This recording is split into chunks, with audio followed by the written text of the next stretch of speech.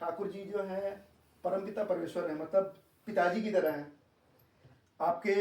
आप कहीं पे भी अभी रह रहे हैं, अकेले रह रहे हैं या फिर कोई आपके साथ में नहीं है, तो अगर आप ठाकुर जी को लेके चल रहे हैं तो वो आपके सर पे छत के जैसे हैं।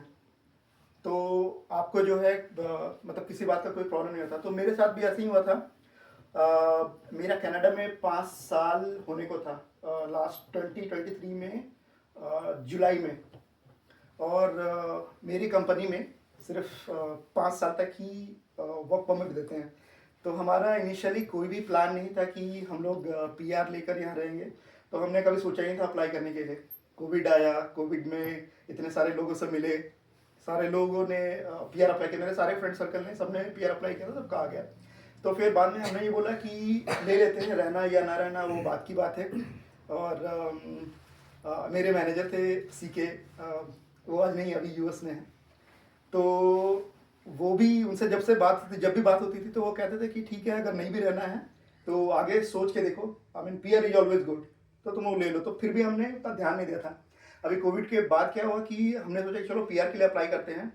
और हमने तब अप्लाई किया जब मेरा वर्क परमिट ख़त्म होने वाला था। एग्जैक्टली उससे 6-7 महीने, नहीं, 1 साल पहले अप्लाई किया था। लेकिन बीच में जो अफगानिस्तान इसका इशू हुआ था, तो उसकी वजह से हमारा पीआर ब्लॉक हो गया। मतलब कुछ भी प्रोसेस चल नहीं रहा था। तो अभी सब कुछ एक साथ हुआ। मतलब हमारे 2022 में हमारा इनविटेशन आया। और इनविटेशन आने के बाद फिर हमने डॉक्यूमेंट्स वगैरह सबमिट किया, लेकिन कुछ भी प्रोसेस नहीं हो रहा था। लास्ट मार्च तक वो हो गया। और उसी बीच में मेरा सब ये हुआ, मेरा एसीएल ब्रेक हुआ और सर्जरी के लिए कोई डेट नहीं मिल रहा था। तो एक इंसिडेंट वहाँ पे है कि मतलब कोई डेट यहाँ मिलने का उम्मीद नहीं था। मतलब 7-8 महीने हो चुके थे।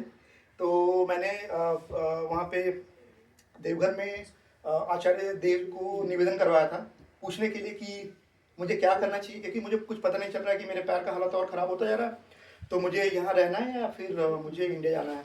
तो आचार्य, मुझे तो पूरी तरह से पता था आचार्य देव बोलेंगे कि वहाँ नहीं हो रहा, इंडिया आ जाओ। मैंने यही सोचा था। लेकिन क्या हुआ, मुझे आचार्य देव जो है वो बोले कि यहीं पे रहना है। वो उतना सा बात बोले तो हम लोग लगा इतने दिन से तो कुछ नहीं हो रहा। और जिस समय ये निवेदन के बाद आचार्य देव का ये आया, उसके एग्जैक्टली 4 से 5 दिन के बाद मुझे हॉस्पिटल से कॉल आया है कि सर्जरी का डेट फाइनल हो गया है।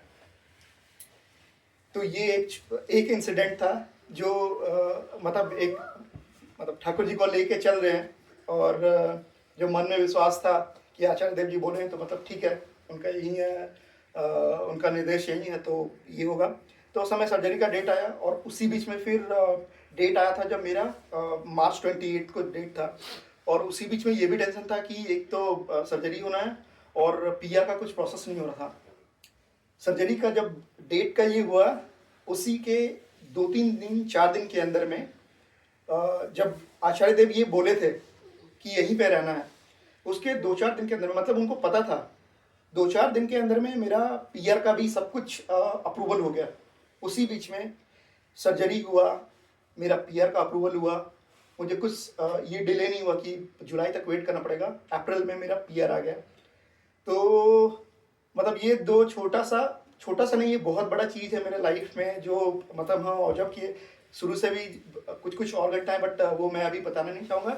लेकिन ये छोटा 2 चीज़ है जो ठाकुर जी को जब से पकड़ के चल रहे हैं। और मतलब और पीआर के टाइम पे मेरा ऐसा हुआ था कि मैंने सोचा था कि अब तो कुछ नहीं होगा, चलो ठीक है। तो मैंने बोला कि जो ठाकुर जी का मर्जी में जाना होगा तो चले जाएंगे, कोई दिक्कत नहीं है। लेकिन आचार्य देव जब बोले थे तो दिमाग में एक ये भी था कि अगर बोले हैं तो डेफिनेटली उनको ये तो पता होगा कि मुझे यहाँ रहना है।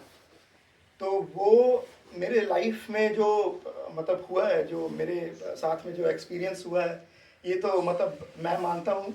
और मतलब उस हिसाब से मुझे लगता है कि ठाकुर जी को लेके अगर जो भी चलते हैं आगे, तो ठाकुर जी कभी छोड़ते नहीं हैं उसको। हम लोग अगर भूल जाएं कुछ करने में, लेकिन ठाकुर जी मतलब वो अपने बच्चों को कभी छोड़ नहीं सकते हैं। तो यही दो मतलब जो एक्सपीरियंस था उसके साथ में अब मैं यहीं पे अपने वाणी को विराम देना चाहूँगा और ठाकुर जी के चरणों में सभी के मंगल कामना के लिए प्रार्थना करता हूँ। जय गुरु।